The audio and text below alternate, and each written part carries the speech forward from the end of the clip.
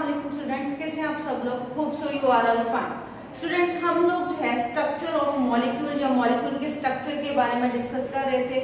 इसमें हमने देखा कि ऐसी कौन सी चीज होती है जो मॉलिक्यूल जो है मॉलिक्यूल जिसकी वजह से एग्जिस्ट करते हैं, या ये कह सकते हैं जिसकी वजह से एटम जो है वो आपस में जुड़ के मॉलिक्यूल बना रहे थे। तो हमने कहा कि एटम को जोड़ने वाली फोर्स क्या होती है? केमिकल बॉन्ड होती है।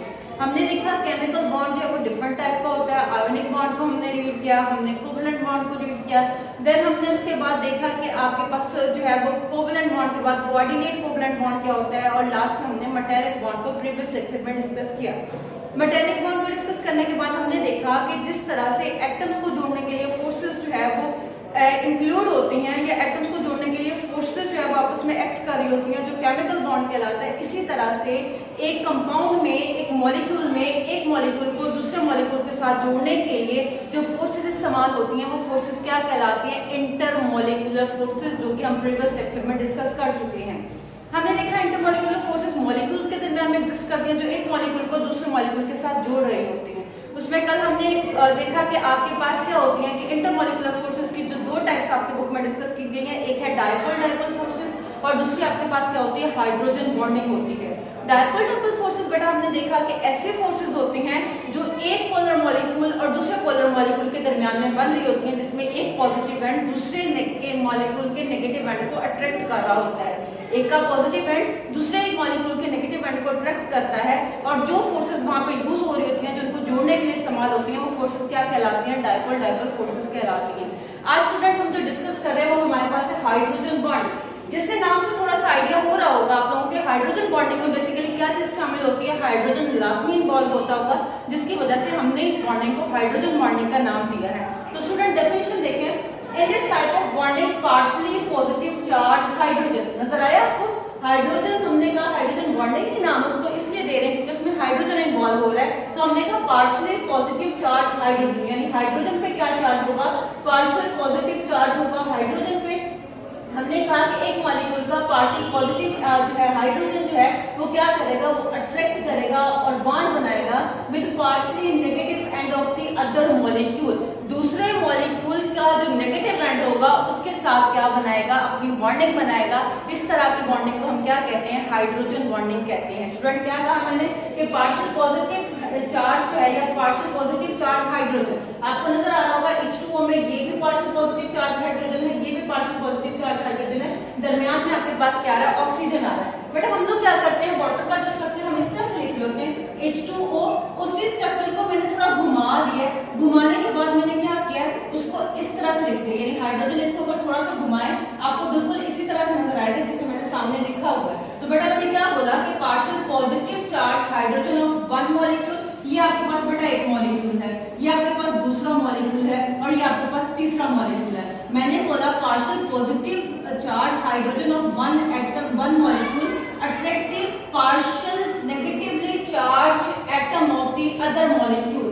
एक मॉलिक्यूल का पार्शियल पॉजिटिव हाइड्रोजन आएगा और दूसरे मॉलिक्यूल का कोई भी पार्शियली नेगेटिव चार्ज एटम जो होगा उसके साथ जो है हाइड्रोजन जाकर जो बॉन्डिंग बनाएगा, उस बॉन्डिंग का बेटा क्या नाम देते हैं? हाइड्रोजन बॉन्डिंग का नाम देते हैं। Partial positive hydrogen of one molecule attracts and form a bond with the partial negative charge atom of the other molecule। एक का हाइड्रोजन दूसरे का ऑक्सीजन, एक का हाइड्रोजन दूसरे का ऑक्सीजन, इस तरह से जो बॉन्डिंग होगी उसको हम नाम क्या देंगे? हाइड्रोजन बॉन्डिंग का। ये दरमियान में आपको डॉटेड शेप में जो है वो कुछ बॉन्डिंग नजर आ रही है। एक्चुअली हम हाइड्रोजन बॉन्डिंग को डिनोट करने के लिए, जाहिर करने के लिए इसी तरह की डॉटेड लाइन यूज करते हैं। ये जो डॉटेड लाइन आपको नजर आ रही है बेटा, ये क्या बता रही है? ये आपको बता रही है कि यहाँ पे हाइड्रोजन बॉन्डिंग जो है वो हमारे पास पाई जाती है। ठीक है बेटा, अब नेक्स्ट मजे इसको थोड़ा इंट्रोडक्शन देने को कहते हैं। वैसे तो आपके पास डायपोल डायपोल फोर्स भी जो है वो आपके पास इंटरमॉलिक्यूलर फोर्सेस की टाइप थी, लेकिन जो आपके पास हाइड्रोजन बॉन्डिंग होती है ये स्पेशल टाइप की आपके पास इंटरमॉलिक्यूलर फोर्सेस होती हैं, और इसको दूसरा नाम यूनिक डायपोल डायपोल फोर्सेस का भी दिया जाता है कि ये भी आपके पास डायपोल डायपोल फोर्सेस है, लेकिन ये थोड़ी यूनिक है, थोड़ी आपके पास क्या है? ज्यादा स्पेसिफिक है। अब इसमें क्या होता है, हमेशा जब भी आपके पास जो है वो हाइड्रोजन बॉन्डिंग होगी वो उस मॉलिक्यूल में होगी जो परमानेंटली डायपोल होते हैं, यानी जिन पे हमेशा के लिए पॉजिटिव और नेगेटिव चार्ज रहता है, कभी उनके ऊपर पॉजिटिव और नेगेटिव चार्ज खत्म नहीं होता। जैसे आपके पास वाटर है, जैसे आपके पास जो है वो हाइड्रोजन फ्लोराइड है, ये वो मॉलिक्यूल है जिनके ऊपर हर वक्त क्या रहता है? पॉजिटिव और नेगेटिव चार्ज रहता है। तो वो कहते हैं कि अब हाइड्रोजन बॉन्डिंग होने के लिए हमारे पास क्या होता है, वो कहते हैं bonding develops in a molecule having atom, यानी वो मॉलिक्यूल जिनमें आपके पास हाइड्रोजन बॉन्डिंग आएगी उनकी क्या क्या कैरेक्टरिस्टिक्स होनी चाहिए। सबसे पहले क्या होना चाहिए, उनमें having atom and a small highly electronegative element which having lone pair of electrons। Hydrogen bonding होने के लिए एक तो आपके पास हाइड्रोजन होना चाहिए, क्या है, this bonding develops in a molecule having hydrogen atom, क्या होना चाहिए, हाइड्रोजन एटम होना चाहिए बेटा। दूसरे नंबर पे आपके पास क्या चीज होनी चाहिए, दूसरे नंबर पे हम इसको ठीक से लिख लेते हैं कि आपके पास हाइड्रोजन बॉन्डिंग होने के लिए हाइड्रोजन का होना कंपल्सरी है, हाइड्रोजन एटम होना चाहिए। दूसरे नंबर पर बेटा वो कहते हैं कि आपके पास एक इलेक्ट्रोनेगेटिव एलिमेंट होना चाहिए जिसका स्मॉल साइज हो, साइज छोटा हो और उसके ऊपर लोन पेयर भी होने चाहिए। अगर आपके पास हाइड्रोजन एटम के साथ साथ दूसरे मॉलिक्यूल में कोई ऐसा एटम आ गया जिसका साइज बिल्कुल छोटा है, जिसके ऊपर इलेक्ट्रोनेगेटिव चार्ज है, यानी जो इलेक्ट्रोनेगेटिव है, और दूसरे नंबर पे वो क्या है, वो आपके पास लोन पेयर भी रखता है, तो इस तरह के एटम के साथ हाइड्रोजन जो है वो हाइड्रोजन बॉन्डिंग बनाने को प्रेफर करेगा। सॉरी, अब हाइड्रोजन एटम जो है वो किन किन मॉलिक्यूल के साथ या किन किन एटम के साथ इजीली अटैच हो जाएगा। अब वैसे तो बहुत सारे इलेक्ट्रोनेगेटिव एलिमेंट है, जैसे आपके पास क्लोरीन है, ब्रोमीन है, आयोडीन है, ठीक है, ये सारे के सारे आपके पास क्या होते हैं, इलेक्ट्रोनेगेटिव होते हैं। लेकिन मोस्टली हाइड्रोजन बॉन्डिंग जब भी देखी गई है वो नाइट्रोजन, ऑक्सीजन और फ्लोरीन अगर हो तो उनके साथ हाइड्रोजन जो है वो ज्यादा अच्छी हाइड्रोजन बॉन्डिंग करता है, क्योंकि ये आपके पास ऐसे एलिमेंट है, ऐसे एटम है जिनका साइज छोटा होता है, जिनके ऊपर लोन पेयर भी होते हैं, और तीसरे नंबर पे क्या होता है कि लोन पेयर होने के साथ साथ ये साइज में छोटे होते हैं और ज्यादा इलेक्ट्रोनेगेटिव भी होते हैं।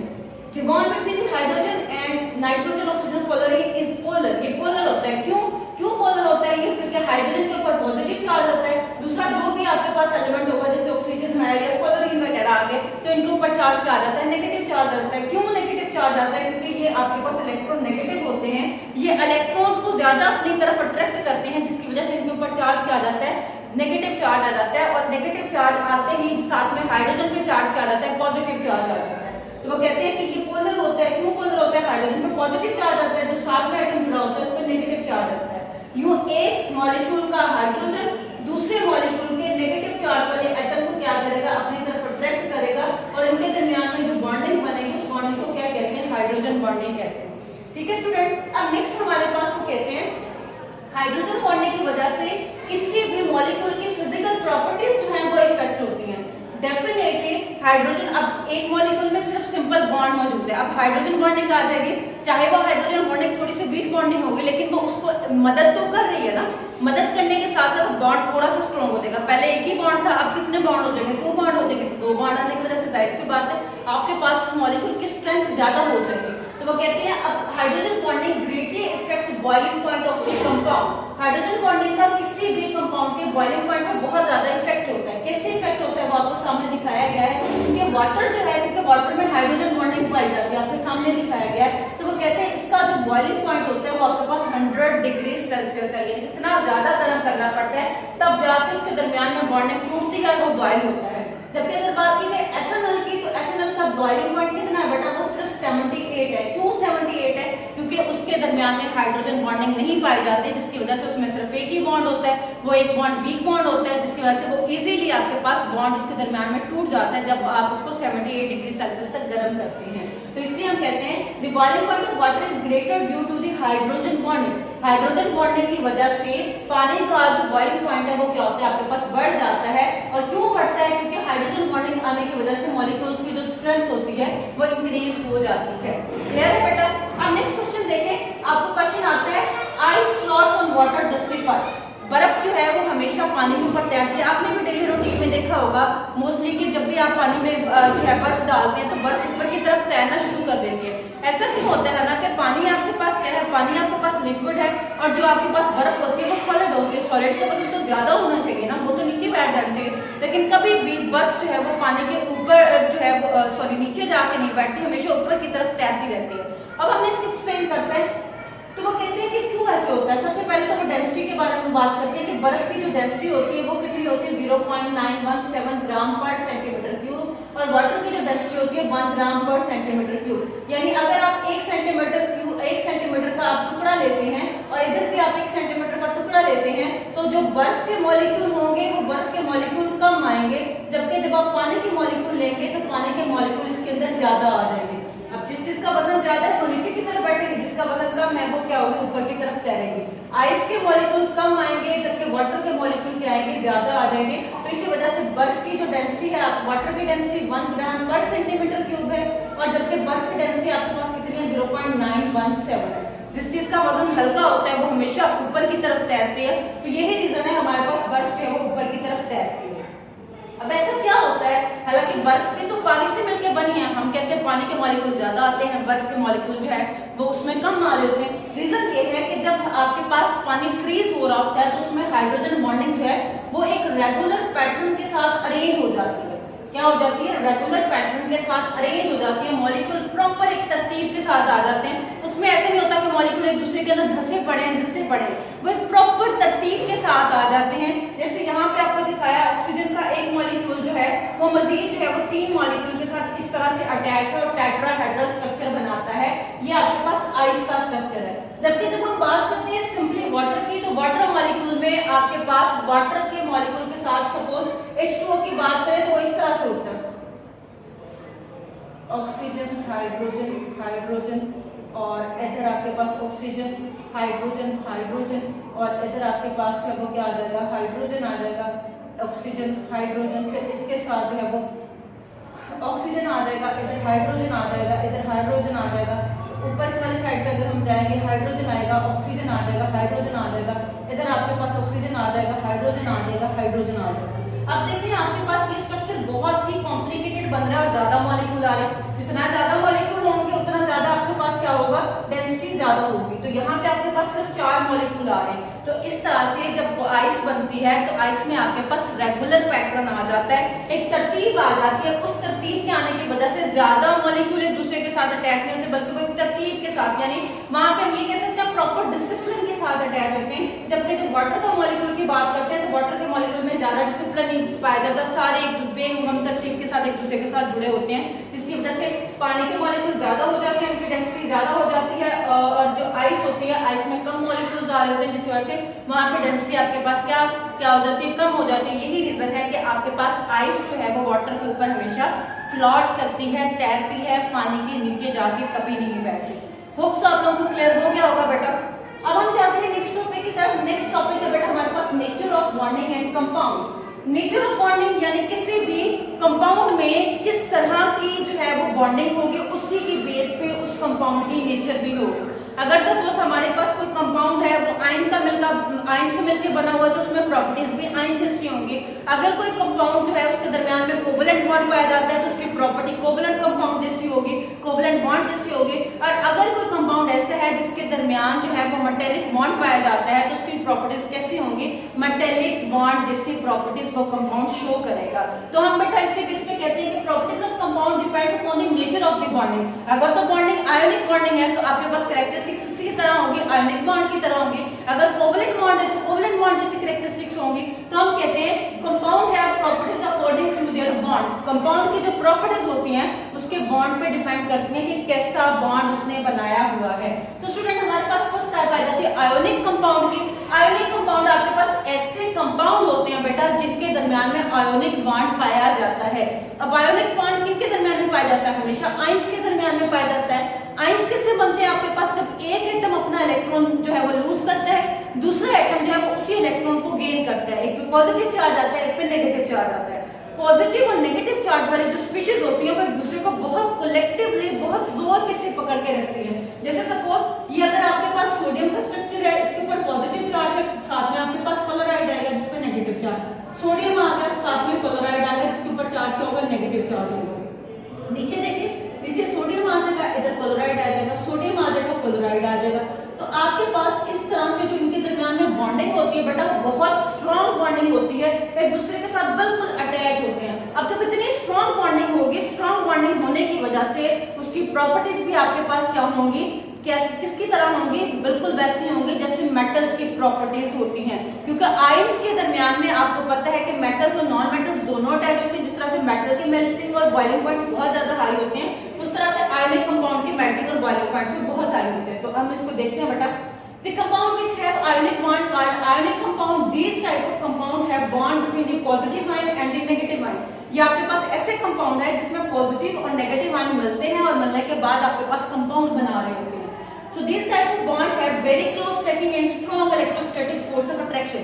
हम पीछे पढ़ चुके हैं कि आयंस के दरमियान में बेटा जो फोर्सेस होती हैं वो फोर्सेस कौन सी फोर्सेस होती हैं? वो फोर्सेस आपके पास होती हैं इलेक्ट्रोस्टैटिक फोर्स ऑफ अट्रैक्शन। तो स्टूडेंट हमारे पास यहाँ पे भी क्या चीज अटैच हो रही है? आयंस अटैच हो रहे हैं। तो आयंस के दरमियान में बेटा जो फोर्स होगी वो क्या होगी? इलेक्ट्रोस्टैटिक फोर्स ऑफ अट्रैक्शन होगी। जैसे मैंने कहा सोडियम क्लोराइड में पाया जाता है। सोडियम क्लोराइड का स्ट्रक्चर बेटा कुछ इस तरह से होता है जो आपके सामने बनाया गया। अगर तो आप इजीली बना सकते हैं तो बना लीजिएगा, अदरवाइज रख लीजिएगा, ये ज्यादा इंपॉर्टेंट नहीं है। अब हम बेटा आ जाते हैं प्रॉपर्टीज की तरफ। तो वो कहते हैं जितने भी आयंस होते हैं, आयंस में से अगर सॉलिड स्टेट में यानी जैसे वो सॉलिड हालत में होते हैं, ठोस हालत में होते हैं, उसमें से अगर इलेक्ट्रिसिटी को गुजारा जाए तो इलेक्ट्रिसिटी नहीं गुजरती, जबकि अगर उस लिक्विड में से वो गुजारा जाए इलेक्ट्रिसिटी को यानी उसके सोल्यूशन फॉर्म में से इलेक्ट्रिसिटी को गुजारा जाए तो गुजर जाती है। ऐसा क्यों होता है? इसकी रीजन बेटा ये है कि जब भी आपके पास आयोनिक कंपाउंड जो है वो सॉलिड स्टेट में मौजूद होते हैं तो वो उनमें कोई भी फ्री इलेक्ट्रॉन मौजूद नहीं होता, वो एक दूसरे के साथ बहुत टाइटली जुड़े हुए होते हैं। जैसे मैंने आपके सामने ये बताया, अगर नीचे मजीद मॉलिक्यूल बनाया जाए तो इस तरह से बनेंगे, ये बहुत क्लोज पैकिंग होती है। अब फ्री इलेक्ट्रॉन इनमें कोई होता नहीं है। जब फ्री इलेक्ट्रॉन ही नहीं होगा तो इलेक्ट्रिसिटी गुजर सकेगी? नहीं गुजर सकेगी, क्योंकि इलेक्ट्रिसिटी कब गुजरती है? जब आपके पास फ्री इलेक्ट्रॉन होता है। तो फ्री इलेक्ट्रॉन नहीं है जिसकी वजह से सॉलिड स्टेट में से आपके पास इलेक्ट्रिसिटी नहीं गुजर सकेगी। लेकिन जैसे ही आप इसका सोल्यूशन बनाएंगे या लिक्विड स्टेट में ही आएंगे तो ये क्या करेंगे? इलेक्ट्रिसिटी इनमें से गुजर जाएगी। क्यों गुजरेगी? क्योंकि जैसे ही आप इसका सोल्यूशन फॉर्म में जो है वो लिक्विड फॉर्म में लेके आएंगे तब इसमें फ्री इलेक्ट्रॉन्स आ जाएंगे। जैसे ही फ्री इलेक्ट्रॉन्स इसमें आएंगे ये इलेक्ट्रिसिटी को कंडक्ट करना शुरू कर देगा। फ्री स्टेट में आने का मतलब है, लिक्विड स्टेट में आने का मतलब है कि इसका पॉजिटिव चार्ज अलग हो जाएगा और इसका नेगेटिव चार्ज जो है वो अलग हो जाएगा। पॉजिटिव अलग हो जाएगा, नेगेटिव अलग हो जाएगा। अब इजीली इसमें से करंट जो है वो पास आउट हो सकता है।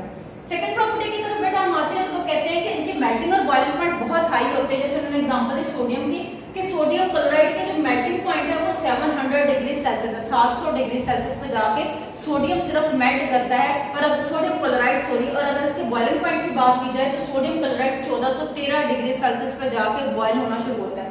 अब इतने ज्यादा मेल्टिंग और बॉइलिंग पॉइंट हाई क्यों है? क्योंकि इनके दरमियान में इलेक्ट्रोस्टैटिक फोर्स ऑफ अट्रैक्शन बहुत स्ट्रॉन्ग है, इनके दरमियान में बॉन्डिंग बहुत स्ट्रॉन्ग है। अब बॉन्ड जितना स्ट्रॉन्ग होगा उतनी ज्यादा आपको जो है वो उसको हीट करना पड़ेगा तोड़ने के लिए। यही वजह है कि इनके मेल्टिंग और बॉइलिंग पॉइंट क्या होते हैं? हाई होते हैं।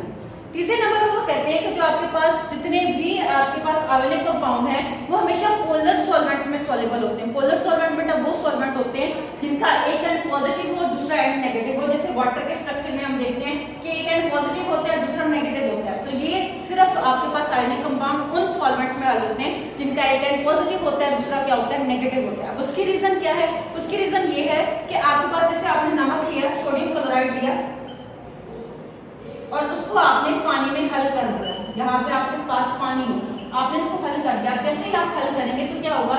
सोडियम के ऊपर पॉजिटिव चार्ज आएगा और क्लोरीन पे कौन सा चार्ज आएगा? नेगेटिव चार्ज आएगा। अब वाटर के कौन से आयन बनेंगे? वाटर के आयन बनेंगे हाइड्रोजन और साथ में क्या बनेंगे? OH नेगेटिव आयन बनेगा। तो नेगेटिव वाला इसके इर्द गिर्द आके लगना शुरू हो जाएगा इस तरह से, OH और OH। और जो नेगेटिव एंड क्लोराइड का इसके साथ क्या चीज आके अटैच हो जाएगी? हाइड्रोजन अटैच हो जाएगा। अब जैसे ही इनके दरमियान में बॉन्ड टूटेगा इसका मतलब ये क्या होंगे? ये दूसरे में सॉल्युबल हो गए हैं। तो यही रीजन है, हम कहते हैं कि जितने भी आपके पास पोलर सॉल्वेंट होते हैं, पोलर सॉल्वेंट में आयोनिक कंपाउंड क्या हो जाते हैं? डिसॉल्व हो जाते हैं। बाकी वो किसी भी तरह के सॉल्वेंट में हल नहीं होते।